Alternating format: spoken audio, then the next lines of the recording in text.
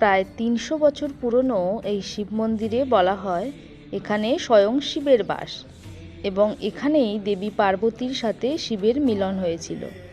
কথিত আছে সৃষ্টির শুরুতে এখানেই মহাদেব ভস্ম মেখেছিল। আর এটাও বিশ্বাস করা হয় এই মন্দিরের নিচেই রয়েছে প্রাচীন এক সুড়ঙ্গ, যে পথে দেবী পার্বতী কামাখ্যা থেকে শিবের সাথে দেখা করতে এসেছিল।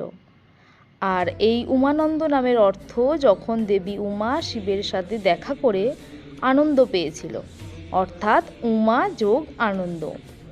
এটি বিশ্বের সবচেয়ে ছোট আইল্যান্ড, যা ব্রহ্মপুত্র নদীর মাঝে অবস্থিত, এবং এটিকে পিকক আইল্যান্ড নামেও বলা হয়। এছাড়াও এখানে গণেশ, বিষ্ণু, মহাকাল, হরগৌরী এবং হনুমানজিরও মন্দির আছে। ১৬৯৪ সালে আহোম রাজা গদাধর সিংহের আদেশে এটি নির্মিত হয়েছিল। শিব এখানে দেবী পার্বতীর জন্য দ্বীপটি নির্মাণ করেছিলেন।